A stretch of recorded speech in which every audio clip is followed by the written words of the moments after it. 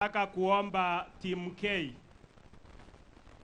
kama wako tayari watupe entertainment moja, alafu nianze kuita MCS ili waweze kuja hapa.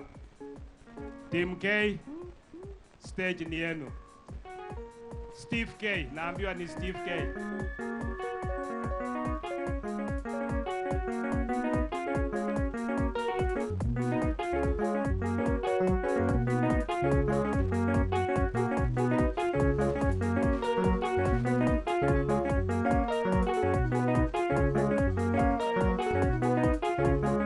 Haya, twende kazi. Wanaitwa Wanawambumuli Dynamic Team, yani Steve K ndani ya nyumba. Niko na Wanjala Mandari. Mandari kuja wapi? Mandari, tuanze na yeye moja hivi ndio tuendelee. Sahihi kushukuru mbunge wa eneo hili Dr. Pukose kwa kutuhost siku ya leo. Kama Wizara ya Afya tuko hapa kufanya medical camp, na hii medical camp tumeleta all services from all our institutions, zimeleta services zao hapa, but cha muhimu sana tunataka kusisitiza afya kwa jamii, kuhakikisha ya kwamba tunaendeleza programu yetu ya community health promoters, tuhakikisha wako hapa na wanafanya kazi ambayo wanastahili kufanya. Jambo la pili la muhimu ambalo tunafanya siku ya leo ni screening, which is a very important aspect ya primary health care. Kupima tu kujua mtu hali yake iko namna gani. Vile mnaelewa Kenya sasa magonjwa ya NCD yako juu sana, na out of all the hospital admissions ambazo tuko nazo, over 50% is because of NCDs. Hizi NCDs tunaweza zirudisha chini, and I have a target of reducing in the next 5 years by at least half of that 50% to at least 25%. Na tunafanya tu hivyo by doing early screening.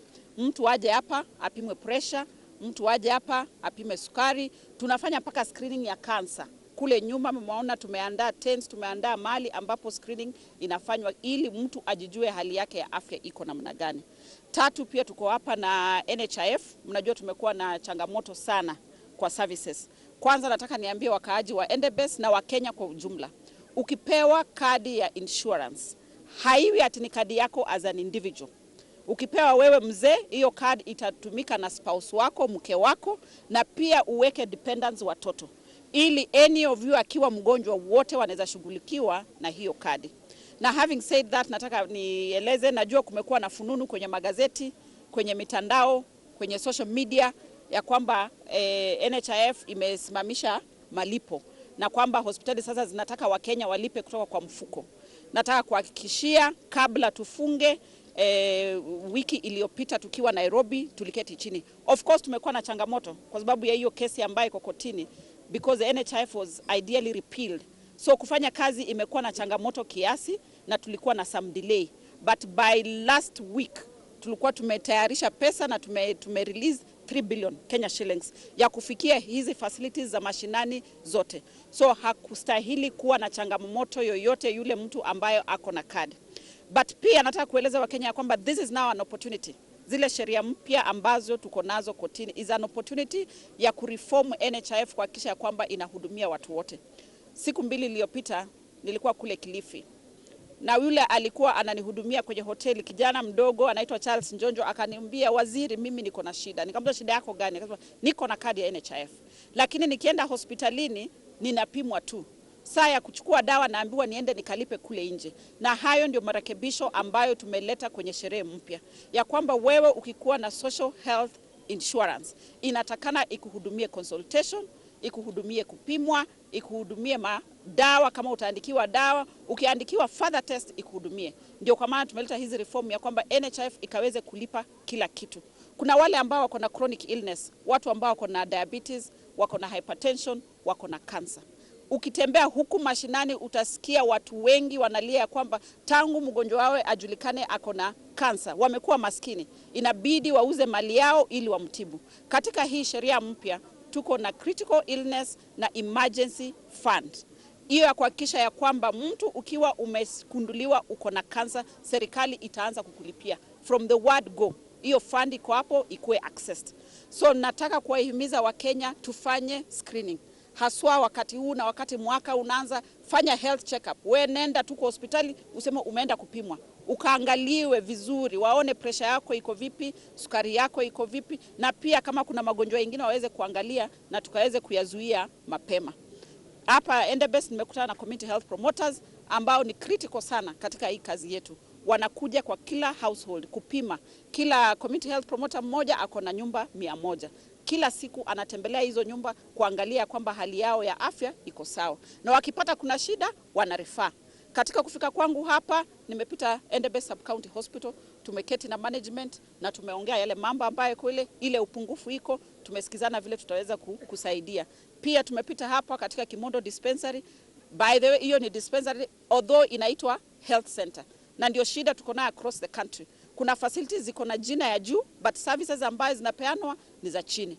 Hapa Kimondo wamenieleza hawana maji, wanahitaji maternity. Juzi tulipoteza wamama wawili wakijifungua, which is very sad. So tunataka tutumie hii opportunity kuangalia services ya kwamba ziko available kwa watu.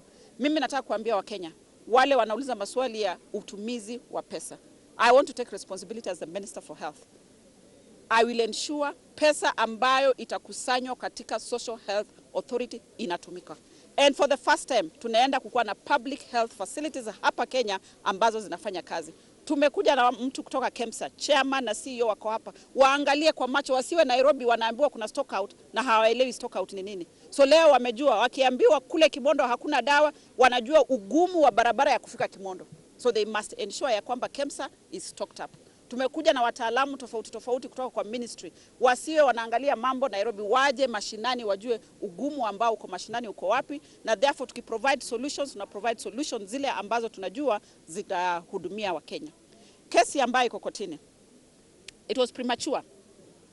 We had not developed the regulations. Ndio tulikuwa tumeanza na tumeadvertise for public participation. In my view, it was premature, but I'm not a judge to pass judgment. But just to say it was premature. But anyway, it has given me time as a minister. We have had time to even review and see, could we have missed a comma somewhere?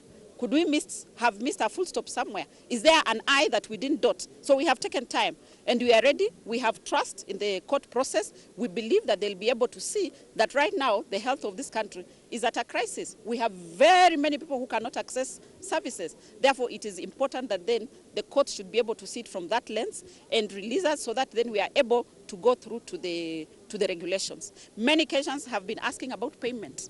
I want to be clear today. I have said it enough times, but I will repeat again. What has been happening is not fair. We have had the person paying the least for NHIF is 500 shillings. Assuming this person has a salary of 10,000 shillings, it means they pay 5% of their salary for healthcare, for insurance. A person who earns $1 million, currently they pay 1,700 shillings. In terms of a percentage, that is 0.017. Where is equity? There's no equity. There are many Kenyans here who are even jobless. So once they get their little money and you want to squeeze 5% from it, it is not fair. So we have had discussions, we have engaged stakeholders, and that is how we said no. People must pay a percentage depending on how much they receive as income.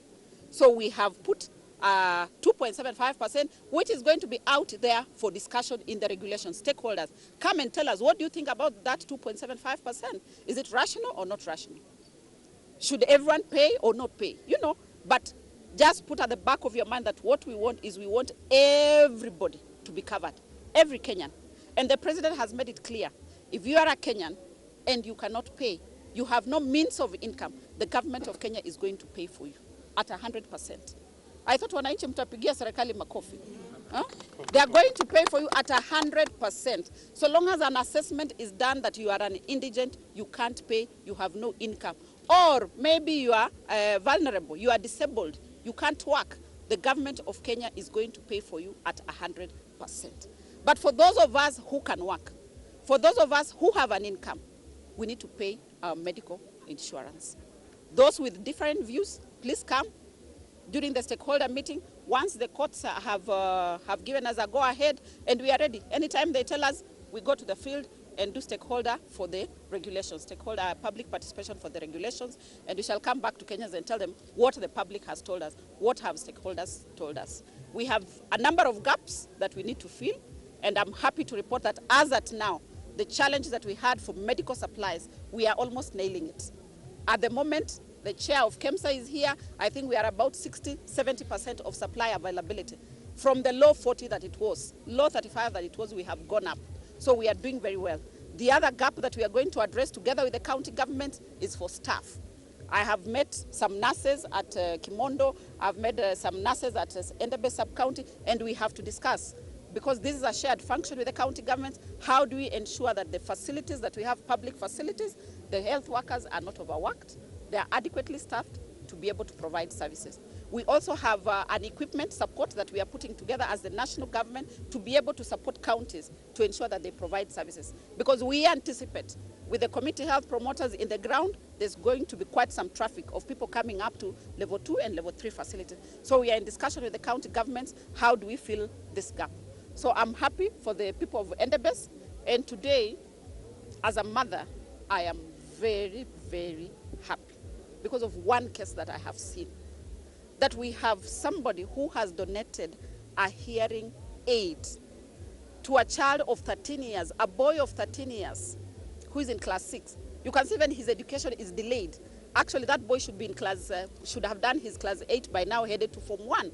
But because of that hearing problem, that boy today has been given a hearing aid.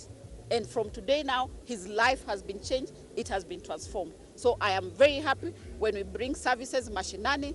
Vile Rais alisema, hii ni serikali ya mashinani, serikali ya bottom up, tuko hapa kuhakikisha ya kwamba services ziko hapa mashinani. Asanteni sana. Hivyo, Yes. tulizindua kits kule Nairobi, bag ambayo tumeweka ndani mitambo ambayo unaweza tumia kupima pressure, kupima sukari, kupima mambo kadhaa. Ulipata hiyo bag? Niko nayo. Uko nayo? Hizi equipment umeziona? Niko nazo tayari. Umeanza kutumia? Tumeanza. Umeanza. Tukasema pia tutawapatia simu. Kwa sababu tunataka wakati mnaweka data ya Wakenya, tunaona hiyo data. Na pia tunatumia hiyo data kuhakikisha ya kwamba tunafanya decisions ambazo zinafaa. Kwa mfano, tukijua Wakenya wangapi wako na ugonjwa wa sukari, tunapangia tujue dawa ya kisukari ni ngapi tunanunua. Mlipata simu mpya? Tuko nazo. Uko nayo? Neon Ray. Mpya. Mlipata? Ndio hizi. Ziko. Good. Kwa hivyo hii ni serikali ya kusema na kutenda. Kutenda. So mmefurahi? Tumefurahi sana. Kumebaki mahali padogo tu. Si ndio? Ni umejua. Hapo ndio nilikuwa nataka kusema. Hapo ndio. Sasa wacha nieleze. Unajua it's good for us to be transparent as a ministry. Pale imebaki ni mahali ya stipend. Hii stipend tulisikizana ya kwamba county government italipa nusu, national government ifanye nini? Ilipe nusu. Na kwa kawaida si mtu ulipwa after ameanza kufanya kazi? Ama malipo inakujanga before? Si ni after? Sasa tumewapatia bag, tumehakikisha mmejua kutumia. Tumewapatia simu, tumehakikisha mnajua kuitumia. Hii December kama national government, si tulikuwa tunangojea tufanye verification. Zile county ambazo zimefanya verification, pesa iko tayari. Nilipata pesa kutoka kwa Exchequer 1 billion. Tuko nayo kwa Ministry of Health. Tuko tayari kuanza kulipa bilioni. Sasa wewe hii December kama county government ya Trans Nzoia imeverify, unapata pesa yako kutoka kwa national government. Asante mheshimiwa. Sasa hiyo tutakuwa tumepanga vizuri ama namna gani? Tumeshukuru. Ama unaona turekebishe wapi ama tutengeneze wapi? Kwa majina naitwa Lea Caroline. Nikiwa chair wa 4 units kwa Matumbei ward. Tumefurahi kwa kukuja kwako na pia tunasema karibu tena. Nafikiri umeelezwa changamoto zote ambazo tumekuwa nazo, lakini on our success side tunataka tushukuru national government kwa sababu wametutrain, tuko well equipped. Hata kwanza saa hizi kwa vijiji wameanza kutufuata, tuanze kuwashughulikia wale wa pressure, wale wa diabetes, lakini screening ya cancer ndio tunawaambia hapo bado. Tunawarifaa tu wanaenda kwa facility. Kwa hivyo kupitia kwa national government tunataka tushukuru rais wetu kwa kututambua na kutuweka katika hii program ya CHPs. Mwanzo tulikuwa CHW, tukakuwa CHV, sasa hizi tuko CHPs. Tuko fully. Tunashukuru kwanza, hata sisi tunajua tu hiyo sio stipend, hiyo ni mshahara kwetu. Tunajua kwetu sisi ni mshahara. Kwa hivyo tunasema tu asante. Pia nataka nishukuru mjumbe wetu, amekuwa karibu na sisi sana, ametuguide kwa hii mambo ya health. Tumekuwa pamoja naye, ametuinua kama units za huku juu. Tuko na water tank kupitia kwake, tunafanya car wash na tunauza pia maji kupitia kwa mjumbe wetu. Tunamshukuru sana. Thank you. Asante sana. Wamama wanapata wageni watoto kila siku. Ningeomba ya kwamba niwekee maternity wing hapa Kimondo, niwekee Matumbei pamoja na Mubere na Kaibe. Nitafurahi sana mama, na najua ya kwamba wewe ni mchapakazi, mambo haya itafanyika. Jambo la mwisho, pia ninaomba ya kwamba yale mambo ilifanyika juzi katika forest, tunaomba kupitia mheshimiwa mjumbe wa sehemu hii, watu wangali na chakula yao katika ndani ya forest hii, wapewa nafasi watoe chakula yao kwa njia ya amani. Mambo ya wananchi kupikwa tunasema ikoma kabisa, na mambo ya Mungu wa amani awabariki sana. Asante sana ma-MCA kwa hiyo kipindi. Sasa nataka kukaribisha Profesa Olive Mukenda, naambia yuko hapa, akuja aongee kwa niaba ya parastatals yote yenye siko hapa. Profesa, karibu.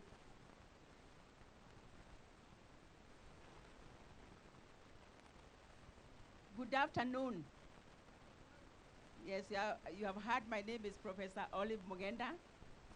I chair the board of Kenyatta University Hospital, and therefore Madam Susan Nakumicha is my boss. All the members of parliament who are here, and senators and MCAs, I recognize and honor you.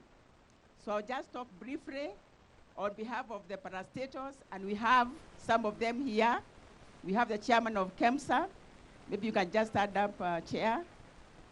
We also have the CEO of the medical board, Dr. Kariuki, and all the others. I can't see all of them, but I will talk on their behalf and say that all the parastatals, we are here to support our CS in her effort to bring the health nyumbani, mashinani.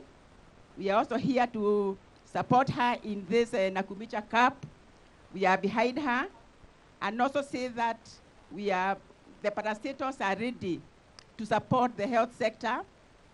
We are ready to support the social fund, that is the social, the authority fund, and we will be supporting this particular county with your permission, CS.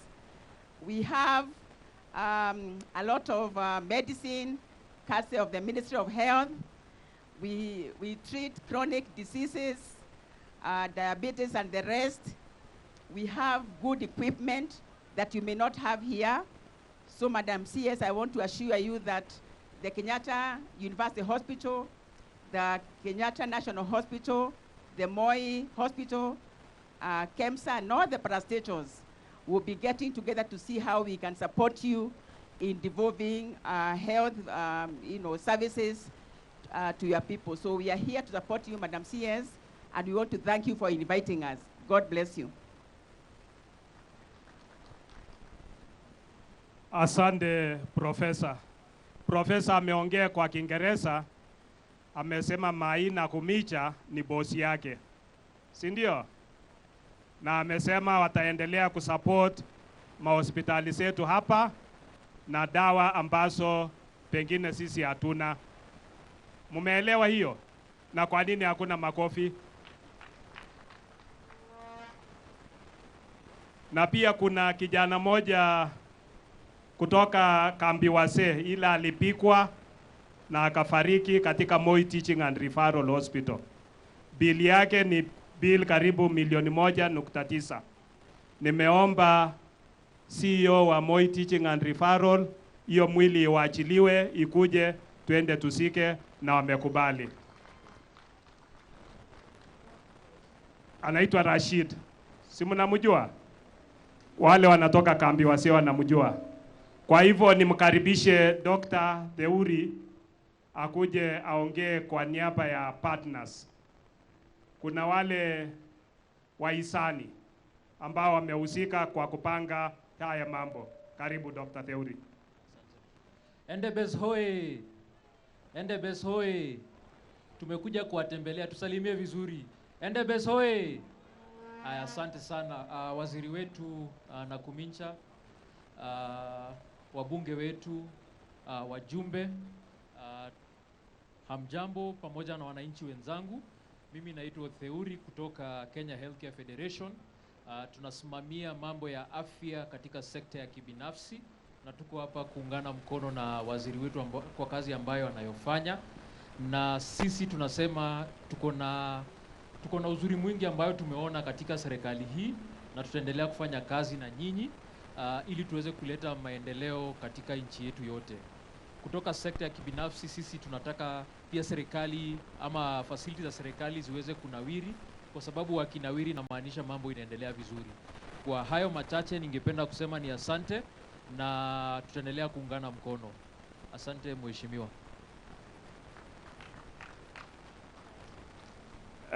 Na kwa sababu siwezi ambia CS afanye introduction ya wale watu wamekuja hapa kutoka kwa ministry, nataka kuita DG.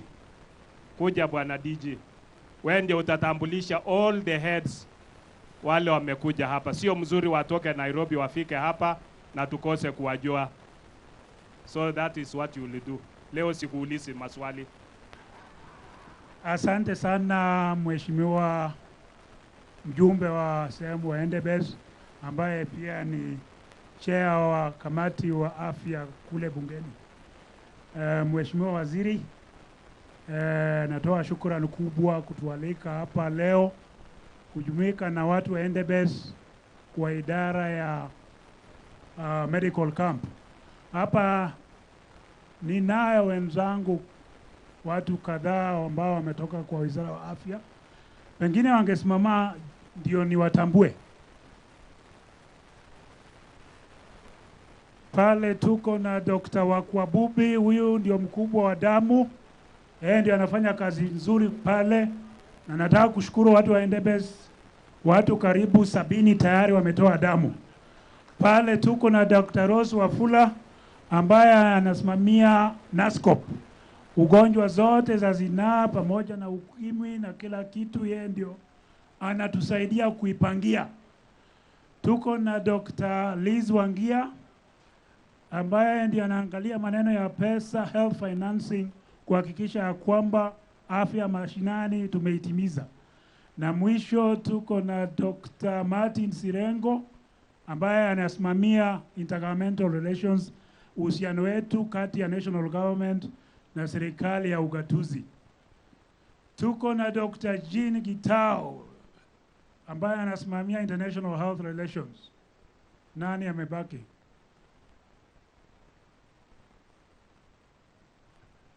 Tuko na parastatos, tuko na Dr. Gato ambaye anatusimamia pale Mathare Teaching Referral Hospital, Makanga kutoka Kenyatta National Hospital, Esther kutoka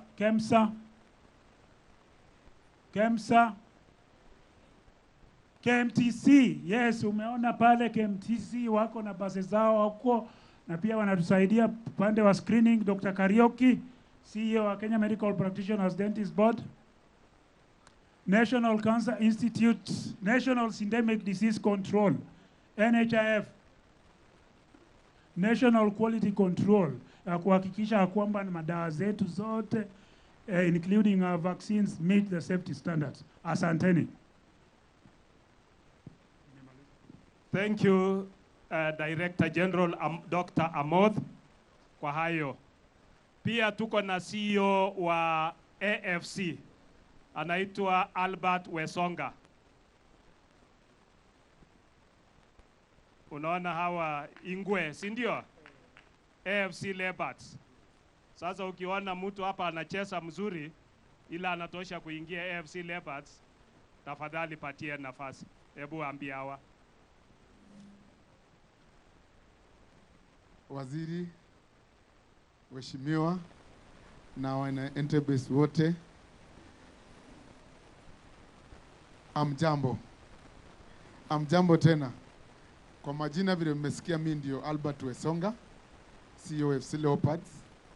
Lengo langu kubwa kuonekana hapa leo ni kutafuta zile talents.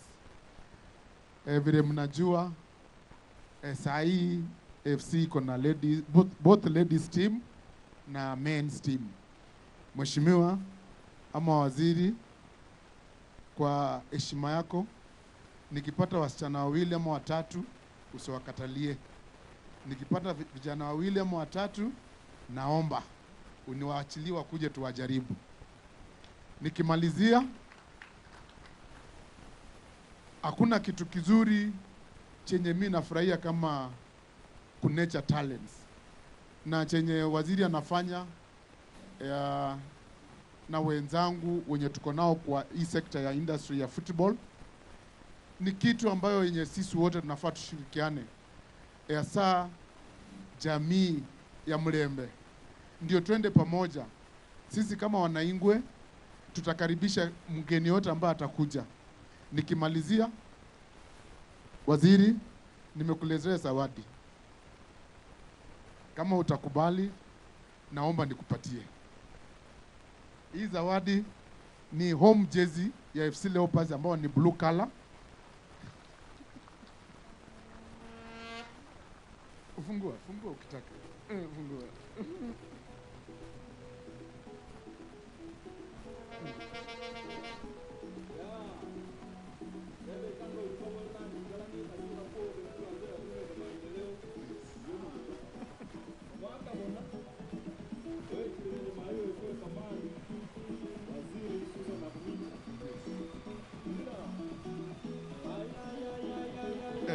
Hii ni jersey original home color. Mheshimiwa, nimekurecruit officially kwa timu yetu. Wacha nisisahau kutambua Kakai Bisau ni mtu tumefanya vitu mingi pamoja. Ako na academy yake, kuna vijana naiba huko. So hapa kama nitapata kijana mmoja au wawili nitashukuru. Asanteni sana. Asante. Magufuli, wacha kulalamika ati hujapewa t-shirt. Sasa hiyo malalama saa hizi utaongoja siku yako. Unaona hii Magufuli anakuanga na tabia mbaya. Anaanza kulalamika kabla ule jamaa kaa chini. So tafutia Magufuli t-shirt ya AFC Leopards na umrecruit. Bas. Sikutambua Dr. Lois. Dr. Lois uko wapi? Say hi. Huyo ako katika ofisi ya rais. Anahusika na mambo ya afya. Bas, si Magufuli kuja sasa nao iko sawa. Basi kuja ambia watu iko sawa. Kuja, mimi nataka uongeleshe wananchi. Yes.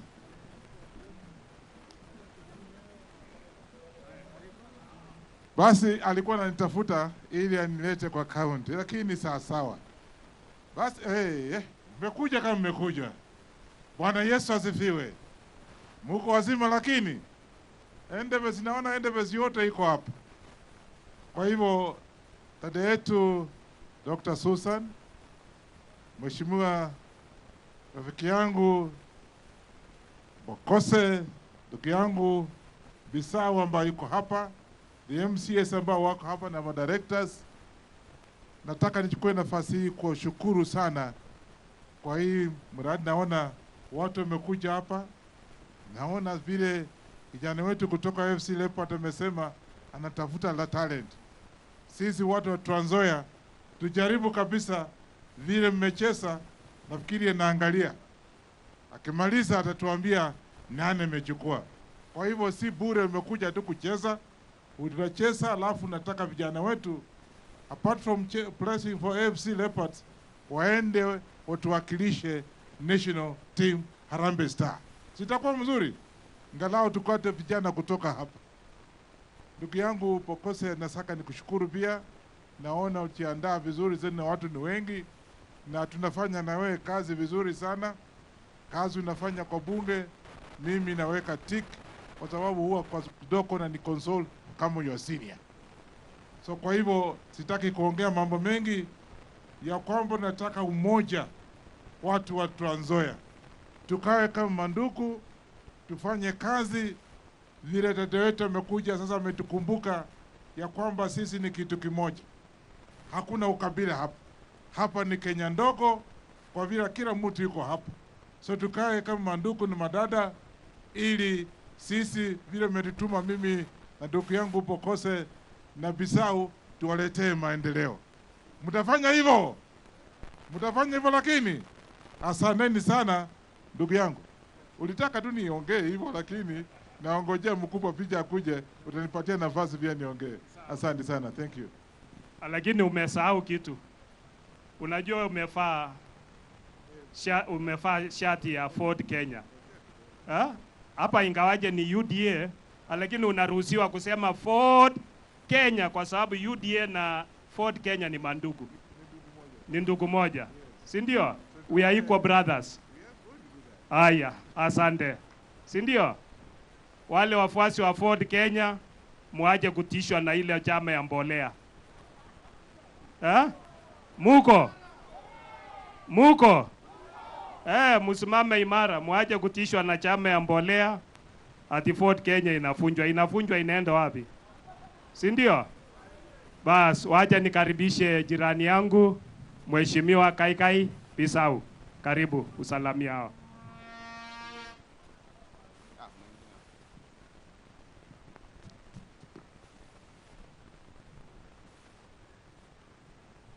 Mheshimiwa Waziri, mbunge wa hapa Mheshimiwa Bokose, mbunge wa kwanza Mheshimiwa Ferdinand Wanyonyi, Mheshimiwa ma-MCA, wageni wetu wote kuwemo rafiki yangu Profesa Mugendi na jirani yangu Daktari Lois, Daktari Amoth.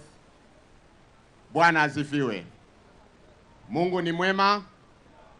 Piga vendeves, chigaste Yesu. Chigaste Yesu. Vandu vaende vesuwela afume. Muri balamu. Kwanza nimshukuru waziri. Waziri, mambo ya afya si mambo ya matibabu peke yake. Kupitia kwa michezo inahakikisha pia tuko ni watu wa afya. Kwa hivyo nishukuru waziri kwa hii 4th edition yake ya mambo ya michezo. Na pia nichukue nafasi hii kuambieni vijana, michezo inalipa. Talanta inalipa. Mimi nililipa karo yangu ya shule kwa kupitia kwa mpira. Baba mzazi akifa nilikuwa miaka 9. Na ndio maana kule Kiminini mnasikia Kiminini Combined.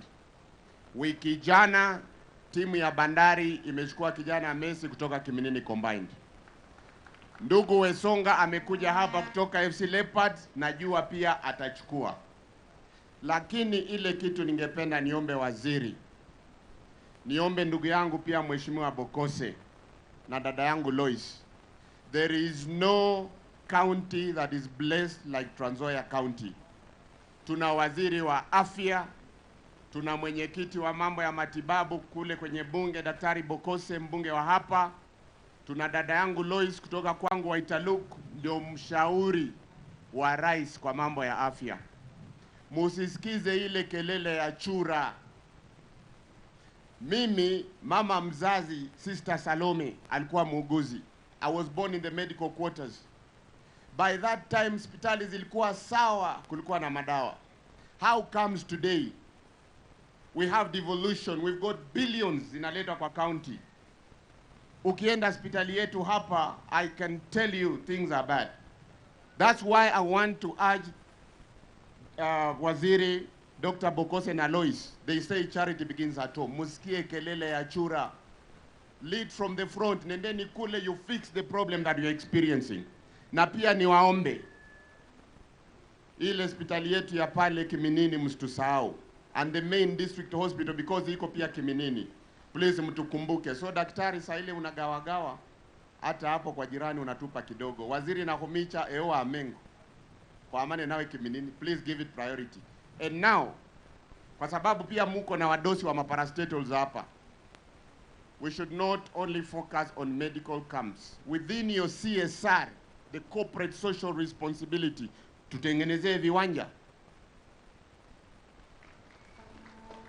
Because vijana wakija hapa, wakicheza mpira, kama ni mbio kwa mfano wakimbiaji, kama ni kuogelea, it is part of preventive measures to ensure that we have a healthy nation. Kwa hivyo mimi nawaomba pia muangalie kwa hizo. And for the CEOs who are here from the parastatals, please think along those lines. Otherwise, niwachie hapo nawatakieni mwaka mpya mwema wa 2024 na tufanye kazi pamoja. Na nyinyi watu wa Endebess, mimi nina deni yenu. Wakati ule nikiomba gavana mnilipatia kura nyingi na nitarudi tena. Mwenyezi Mungu awabariki.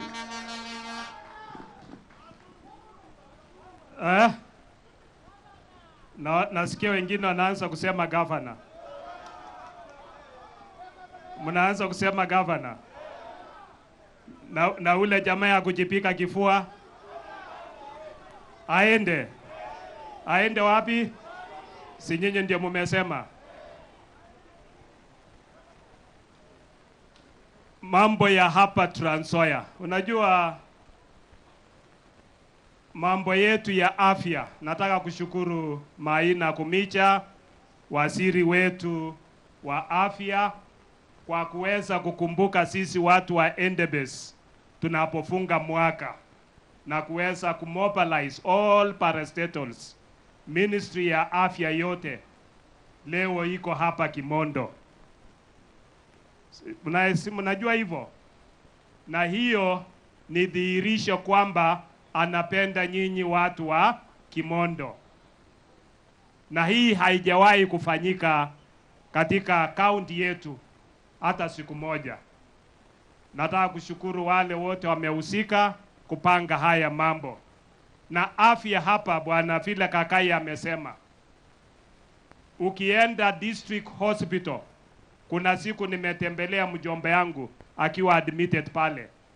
It is a shame, ni aibu sana, kwa sababu wale wagonjwa wengi wamejaa kwa kitanda moja, wagonjwa wawili ama watatu, na matibabu wanatibiwa na wale wanaitwa interns, wale hawajahitimu ndio wanatibu wagonjwa pale, na mgonjwa anaandikiwa kwenda kununua dawa. So juzi nilikuwa najiuliza, nimeona gavana yetu ameweka pango ingine kubwa pale. Hiyo pango si ni pesa mingi? We gavana, uko na akili kuweka pango kubwa hivyo, na watu yako wako na njaa, watu yako wako na shida ya matibabu, si ndio? Juzi nasikia ameenda pale Amani. Kufika pale iko watu watatu, walileta watoto watatu kusema hao wanahitaji karo. Akachukua mmoja akawacha wawili. Jamani, hiyo ni mtu ya kushikilia watu yote? Hapana. Ukitaka kuja Endebess, kama umesema unashikilia hao watatu, shikilia yote. Hapana chagua huyu na kuwacha wale wengine. I was disappointed. Sisi watu wa hapa Endebess tuko tayari kufanya kazi na serikali yetu, sivyo? Na nyinyi mnakumbuka Rais William Ruto alisimama hapa akiomba nyinyi kura 2022 na mkampatia kura. Nataka kusema asante kwa niaba yake, na bado atakuja kuambia asante. Tunaelewana? Leo ni siku ya Mai na Kumicha, si ndio? Na tumpatie siku yake. Lakini kabla hajakuja, juzi kuna ule jamaa minority leader anaitwa Opiyo Wandayi amesema kuna waste disposal procurement ilifanywa, na ilifanywa kati ya Ministry of Health, Treasury na serikali ya Belgium. Mimi ni chairman wa health, na ninajua mambo ya procurement ya hiyo waste disposal haikuanza kwa hii serikali, ilianza kwa ile serikali ingine. Hii serikali imekuja kwa awamu ya pili. Therefore, Opiyo Wandayi got his facts the wrong way, upside down. Wacha kupayuka bila kuelewa mambo ilianzia wapi. There is no reason Mai na Kumicha should step aside. Shame on you, Opiyo Wandayi. Get your facts correct way. Enda uangalie, uelezewe vizuri bila hiyo process ilianza, nani walihusika, na imefika wapi, kwa sababu kamati yetu ya afya tumesema national government na county government kabla awamu ya pili ijatekelezwa wakae chini, kwa sababu those equipment are being procured by Belgium, zinaletwa hapa. Then government, county government inatakikana ichenge mahali hiyo equipment itakuja kuwekwa. So the resources ile tumewekea national government is about 25 million ya hawa kufanya monitoring and evaluation na kufanya inspection mpaka hiyo kiti iwekwe. Hatujawapatia pesa yote ya kufanya procurement. Procurement was done in Belgium by the Belgium government. Na wale walisign hiyo maneno ni ile serikali ilipita ya Waziri Mutahi Kagwe na Rais Uhuru Kenyatta, na wale walikuwa pamoja, sio Mai na Humicha. Tunaelewana? So siasa, tufanye siasa mzuri, wenzetu wakuja na facts kwa mesa, alafu tujadiliane. Kwa hayo nataka kukaribisha waziri wetu, Waziri Dr. Susan Nakhumicha. Karibu waziri.